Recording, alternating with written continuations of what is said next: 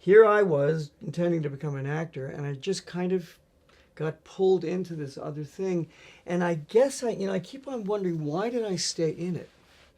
Well, probably one reason was that the person I ended up dancing most with from in the 70s was Don Redlick. And Don Redlick was not a shape line choreographer, having come out of Marge Dobler. She was the one who set up these chalkboards, and she broke down rhythm.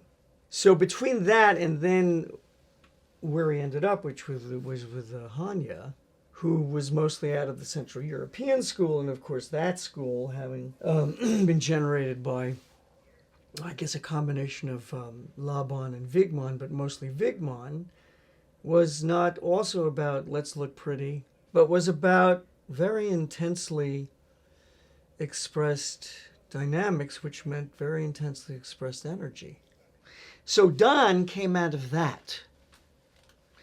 And when I auditioned for him, when I first went to New York, he just kind of picked me. He said, I was studying at Nikolai and beginning to destroy my body irreparably. So I knew that when I went to start studying modern dance, there was a part of it that wasn't what I loved. But I stayed with it. And again, I stayed with it because Don himself was such a wonderful rhythmicist. Not a tap dancer, but he used his body with very strong percussive energy. So that part of the rhythm thing is the thing I like the best, hitting hard. Which, when I started studying tap dancing, was not in it. Feet were hitting hard, but this was doing this. Which is why when I later started trying to explore my own way of teaching tap, I built it around the hands hitting hard as well as the feet. So, because it was the hitting hard thing that gave me the most satisfaction. I loved it.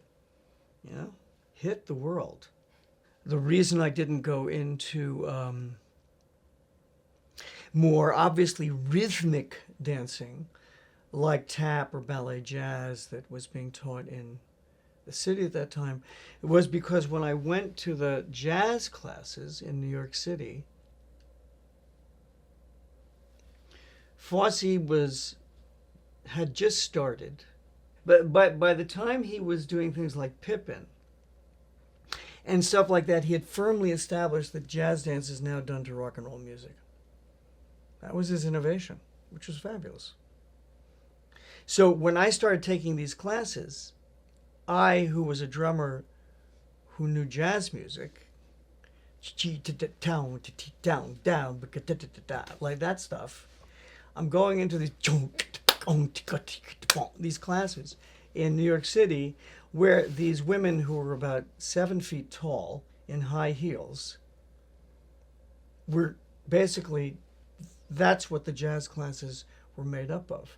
And because I certainly have a lot of cowardliness in me, I just got so frightened of that. And I didn't go back. And then I went to the Delacorte one day. This was still in the summer after I'd moved to New York City, and I saw Murray Lewis's company performing on the Delacorte stage. And the best part of Murray Lewis was his rhythms. He was very rhythmic. I mean, Nick also was using drums. All of Nikolai's and Lewis's classes were taught with drums. And all of the teachers had to learn how to play the drums. So that was getting pulled from the Wigman Hanya Holm thing. So, I mean, I liked that part of it, even though it was destroying my body. But having been a confirmed masochist at that point, it didn't make any, I didn't reject that. I went to all the classes an hour early to stretch, a body that never wanted to be stretched. Then I would take a Nikolai class and it would stretch me more. And so, boom, 12 years later, I had a destroyed body. But the best part of it was the rhythm. And they knew that about me. I mean, I couldn't lift my leg worth shit, but I could nail shit.